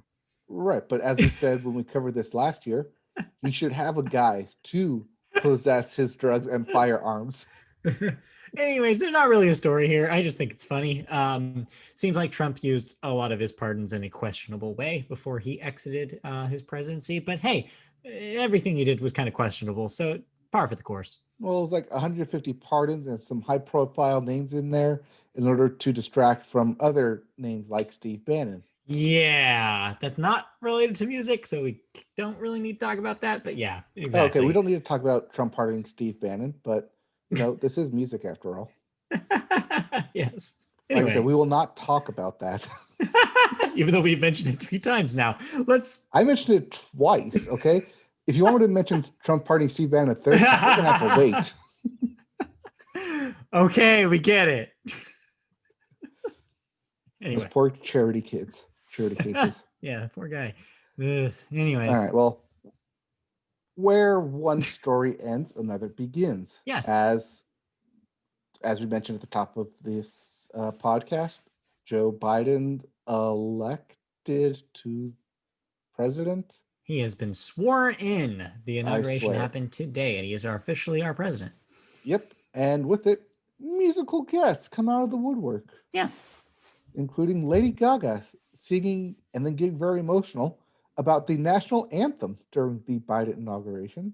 Yeah, somebody pointed out real quick before you say the second half, somebody pointed out that one especially emotional moment was during the flag was still there portion. She looked and kind of gestured toward the Capitol building, referring to the events on the Capitol last week. Literally 1 week prior, that the flag was still there. Yeah, I think a lot of people thought that was a very poignant moment in the inauguration today. Also very poignant is her outfit, in which had the Hunger Games trending on Twitter. So yeah, the bird kind of looked like the Mockingjay thing from the Hunger Games, but come on, you get what it is. It's a dove with an olive branch. It's not even a metaphor at that point. It's so obvious of a symbol. Like the internet's just being silly.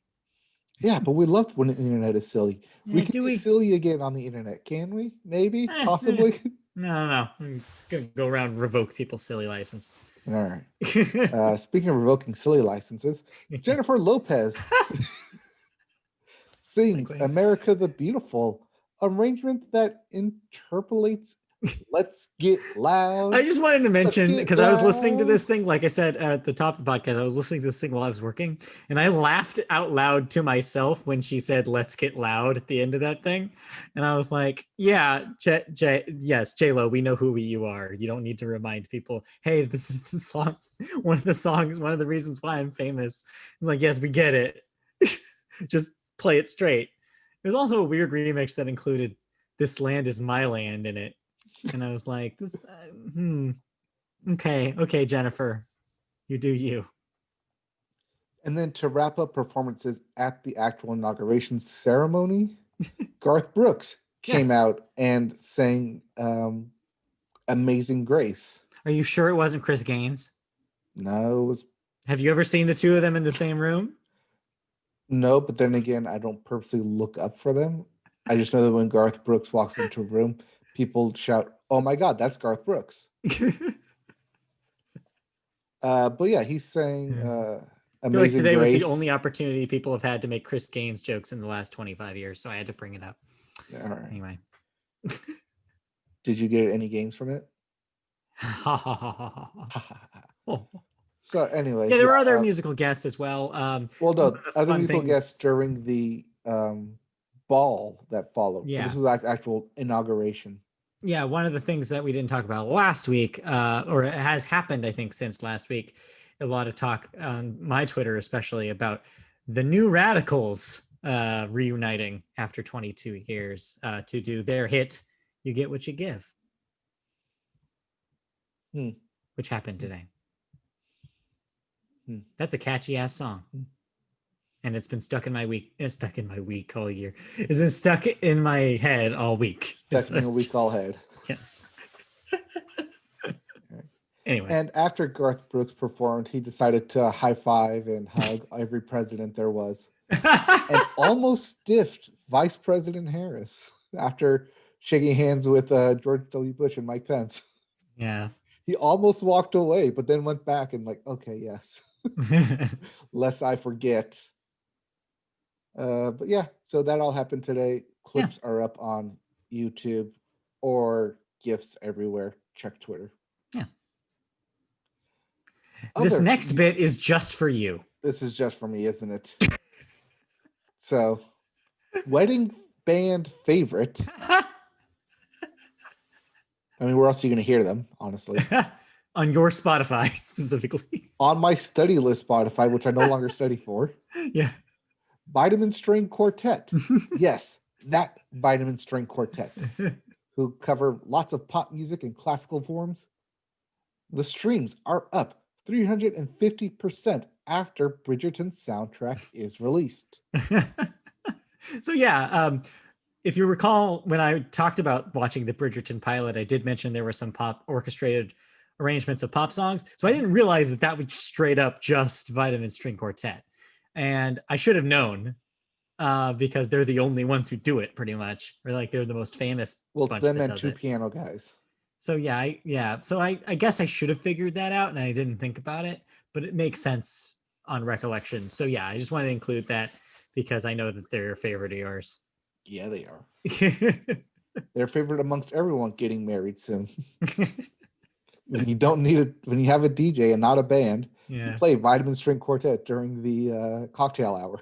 And now you know that they know what was the song? There was a Maroon 5 song and there was some other thing in that episode. So oh, was it the wedding song? I don't remember. Anyways, let's move on. All right. Let's move on then. To country, because Eric Church and Jasmine Sullivan. Yes. Who I believe we talked about it in new releases. Yeah, no. Billboard, number 4 album with Hotels. Right. Also, I believe that's pronounced hotels. It's Heaux. I believe you're pronouncing that correctly. Yes, I believe it is a pun. Ho. They will duet. Yes. Not do it, but duet. The national anthem at the Super Bowl. Yeah. Where other Hot 100, current Hot 100 artist, The Weeknd, will perform at the Pepsi halftime show. Yep. Unsure if that performance will be live or pre-recorded, but we'll find out. We'll find out. Let's see. Moving on. The guitarist for metal band Iced Earth was among those taken into custody for the Capitol insurrection. Yeah, I guess a lot of fans instantly recognized him because I guess he has a very trademark beard. And so in the footage, they proved it was him. And yeah, he basically was on a wanted list for a few days there. And then he ended up just giving himself up to the police from his home. So. I mean, it also helps when there's cell phone data tracking them everywhere. Yeah. And people live streaming themselves and geotagging themselves in photos. Yeah, what you saw is a lot of people who did not try at all to withhold their identity. Even though I'm sure there were plenty of conspiracy theories out there about the government tracking you. And they did not heed that cause. Yeah, who knows? I don't know. But yeah, so that presumed dirtbag is now taken care of, is basically the end of that story. Yep. And lastly, on a lighter side of news, Dr. Dre Yeah. He's no longer with the doctors, as he is at home following a brain aneurysm. Yeah, this is just like a wrap up to our previous story about him having that aneurysm. He's home and he's recovering, so he's not in the hospital anymore. All right. Good for him. Recovering. Yeah. Did you listen to anything? No. It's Nothing kind new? of a dead period for new releases, as we mentioned. So not a whole lot of 2021 songs or albums to talk about. Right. I mean, we did talk about the two new Yeah. 2021 songs from Lana Del Rey and Rod Olivia Olivia Rodrigo. Rodrigo's. I was going to say Rodrigo. Blake I feel like that's the you should kicker. get used to her name because she's probably not going away anytime soon. Oh, Olivia. Anyway, let's move on to video games as we wrap it up here in a stretching 2-hour podcast. Yeah, somehow with even less television thoughts, we took longer on them. We had a lot to say about WandaVision. We did. Which means we have a lot to we have new releases coming up, and handful. Oh, let me stretch out here because lots of consoles to get to. We have Ride 4 for the PS5 and Xbox Series X. Yep. We have Cyber Shadow for the PS4, Xbox One, Switch, and PC. Uh-huh. We have Hitman 3 for the PS4, PS5, Xbox One, Xbox Series X, Switch, and PC. And then we have Atelier Ryza 2, Lost Legends, and the Secret Fairy for the PS4, PS5, Switch, and PC. Did you get all that? Yeah, I mean, it's this zone where we're still supporting the old and new consoles at the same time is just, it's a lot. It's a lot to think about. All right, so let's get into some music news. Video game news. So last week, we mentioned that Scott Pilgrim was being released for the consoles for Switch and PS4 and Xbox, and I was like, hey, I'm going to pick that up. Why not? I like that series. I've never truly played the game, so it's a fun game. Why not? It's a fun game. Let me go ahead and pick that up. And then Pokemon decided to butt in and say, but what about me? Yep, the moment we've all been waiting for. We finally learned about the new Pokemon Snap. So after Wednesday, I went on the Switch store and I was looking at the game to buy it. And literally right next to it was the Pokemon Snap little icon. Yeah. Saying, hey, Pokemon Snap, coming soon. So I clicked it to see if there was a date released yet. No date, but it was at the top of the page. Little did I know that they would have a trailer released the next day. Yeah. So, the new Pokemon Snap release date has been confirmed for April 30th by Nintendo. It's coming soon. In a trailer released Thursday, Nintendo announced that your photographic trip to the new Lental region kicks off this spring.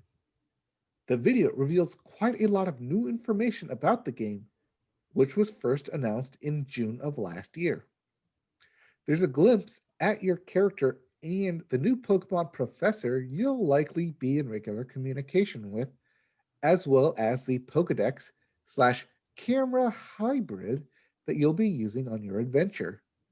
There are more than 200 different species to spot in the new Pokemon Snap, including many that are hidden away off the beaten track and others that you'll have to document quickly as they swoop down from above or below in the water.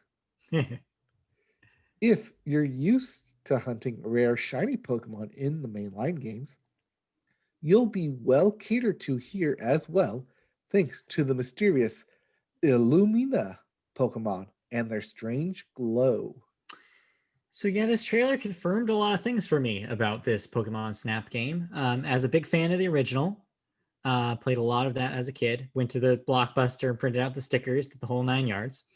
That's going to mean nothing. Your age. Again, that's going to mean nothing to our under 25s out there. But Yeah, right. Especially when you start with stickers and Blockbuster. Yeah, what's a blockbuster? No, anyway. So yeah, it answered a lot of questions for me. I was like, is this just going to be like that first one? Well, yes, turns out. So it seems like it's going to be an on rails thing, just like the first game was, where you're going to be passing by these Pokemon, taking pictures of them, and manipulating them in ways like throwing bait out, interacting with things in the environment to change what the Pokemon do. There is this additional layer of those special Pokemon that makes this potentially interesting. Like there might be different permutations of the levels where different times maybe different Pokemon will show up. That seems really cool, and it's a good way to change up the Snap formula. Because the downside of a game like Pokemon Snap is once you've played it all, you kind of done everything. There's not a whole lot of replayability for that original game. Right. But with the new Pokemon, not XY, come on, help me out here. Armor. Sword and Shield. Sword and Shield. Armor Isles. I'm off my game today. Yeah. Proper nouns. Yes, that's why I like playing the pronoun game. So with the new Pokemon Sword and Shield, they did implement the time mechanic and different days and different weather system. Yeah. So their different Pokemon did appear at different times. That can be implemented here as well. I mean, that's a tradition going back to Generation 2 of the games. Well, that's the night-day cycle, yes. Right. So but I'm talking about more in-depth from that.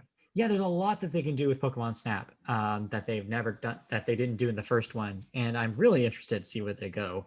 And I also like that you can have like a preset, you don't get to create your character per se, but there are several preset designs for your trainer or photographer, I guess, in this case. And that's pretty cool. So, yeah. Also, not a Game Freak game. No, the first one wasn't either. The first one was I think it was a Hudson joint. I believe so. Or wait, was that... It was either Hudson or Intelligent Systems, one of the second-party Nintendo studios back in the day. Regardless, yeah, it's really cool to see that franchise come back. A lot of people have missed Pokemon Snap, and a lot of people who have never played the original, like friend of the show, Christy, are also very excited for this. She's jazzed about this game. She's super excited to take pictures of Pokemon. So, yeah. So April 30th, can't come sooner. Yep. So I think I'm probably pre-ordering this game. I might not, just because I think Christy will. So okay, we'll see how that goes. I mean, we'll see April 30th. We will. 4 months away. Depends on how you count months. 3 months away. All right, let's go on to our next story then. Hitman 3. Yeah, this was, from what I could tell, the biggest video game story of the week, but not for good reasons. Right, because Hitman 3 is under the new releases, as we said, coming for the PS4, PS5, Xbox One, Xbox Series X, Switch, and PC. Well, it's live. Or is it? Because players are having trouble bringing their progress from previous games forward before they can start playing. Even more than most sequels, Hitman 3 is meant to be deeply tied to the games that came before it, meaning you can import the levels from the earlier games if you own them on the same platform.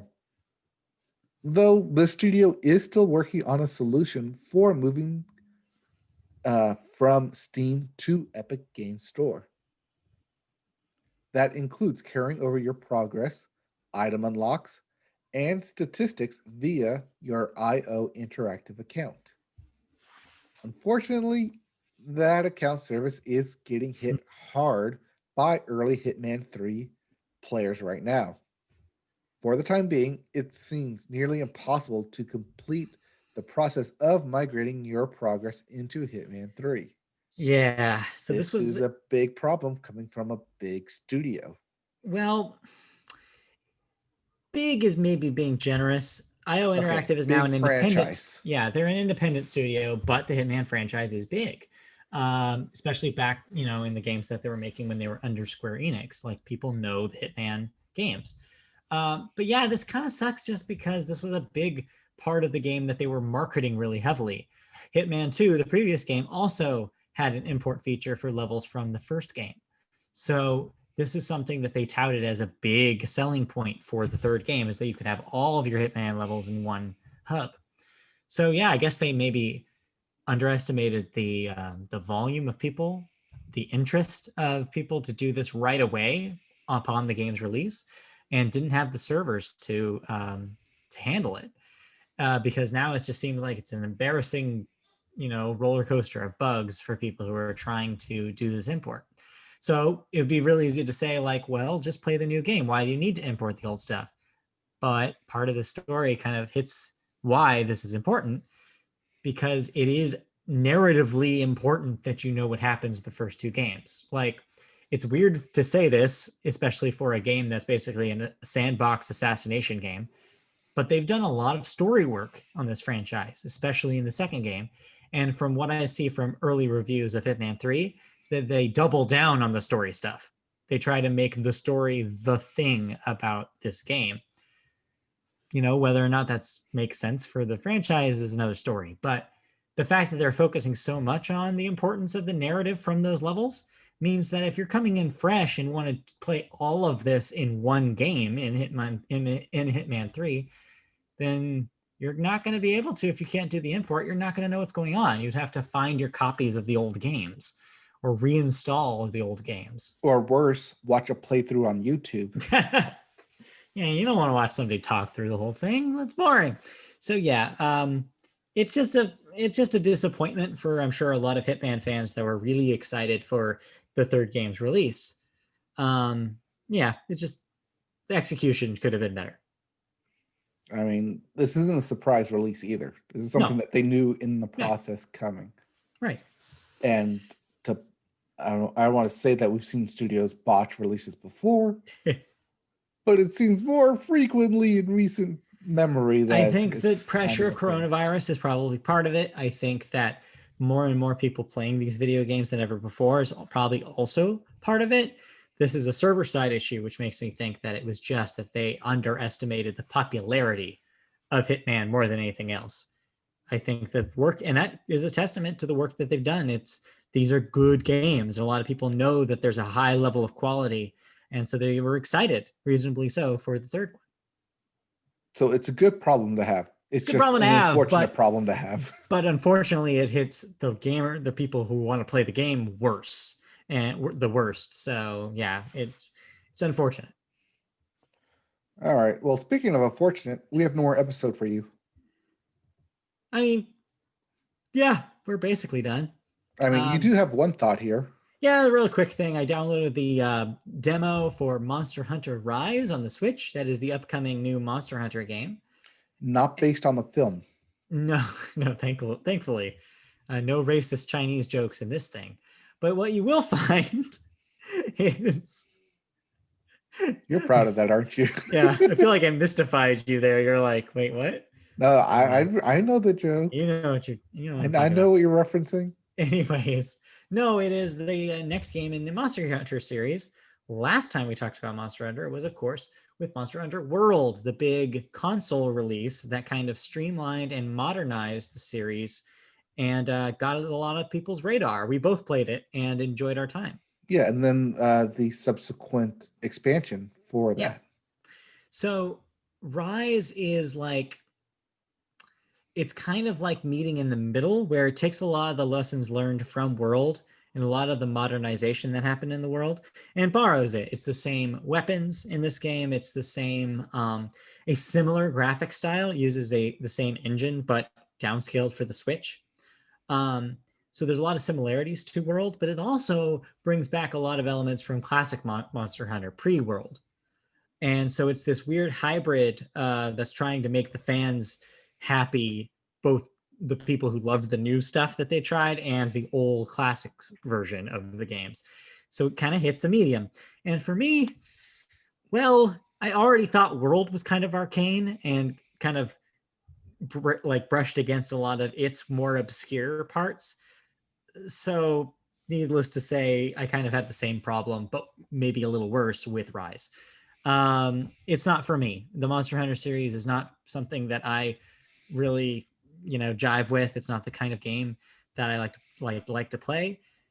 Being tossed in, I just played the tutorial and just being tossed in and be like, yeah, do these things, but here's this like billion different mechanics that you have to learn and master, and all these little things to remember, and every little single item in the game is going to have like 2 screens of text trying to explain to you why it's important.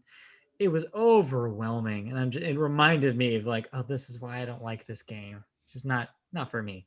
But I figured that I might as well download, give it a try, since it's a new game release and we haven't talked about any in 2021 yet. So I just wanted to see how it is. It's definitely pretty for a Switch game. I will give it that. And I'm sure that Monster Hunter fans will have a lot to like here, especially on Switch, because they can take it with them. Yeah, that's a good thing about the Switch. Yeah. So yeah, if you liked I remember you liked World more than I did. Yeah. You might want to try out the demo to see what they've done. I mean, I should probably like buy World and finish that first, maybe. It's on Game Pass if you have Game Pass. Okay. Or it was for a while, actually. I don't know if it is anymore. It might still be on console Game Pass. Like, I think they took it off of PC Game Pass. But it was for a little bit. Okay. Yeah. But with that will end it for us here. That will be it, unless you played any video games. I've been playing Overcooked 2 and more Ring Fit Adventure. Okay. Then no. Turns out the answer is no. All right. Then let's wrap this show up. Thank you. All right. Plug away. For joining us at this wonderful episode of the Media Boat Podcast. We'll be back next week for another one where we'll have plenty of other things to talk about. But in the meantime, if you want to catch up, we're available in audio form via all sorts of podcast services such as Apple Podcasts, Google Play, Amazon, iHeartRadio, Spotify, even, where we do not have 50 billion views. We're also on YouTube. If you want to see video versions of these podcasts, search YouTube for Media Boat Podcast, and you can find our channel, like, subscribe, etc., etc. If you want to see us on social media, on Twitter, we're at Media Boatcast. Facebook, search Media Boat Podcast, and you'll find our page. Email us with questions, suggestions, etc. at mediaboatpodcast@gmail.com. And you can see some of our writing archived at mediaboatpodcast.com. I think that'll do it. I think that's we the plugs. do have a new podcast catcher that caught us and wants us to promote it. Okay. Verbal. Verbal? VURBL. Emailed us and said, hey, is this your station? Yes. To which I said, yes, it is. And congratulations. Your station sounds great. It's live on Verbal. So that's another podcasting feed. So thanks for the shout out, Verbal. Go there to listen to all sorts of fine podcasts just like this one. Yep. And with that, we will be back next week with more thoughts, more news, and hopefully less politics. Who can say? Who can say? All right. See you guys next week. Have a good one. Bye-bye. All right. Bye.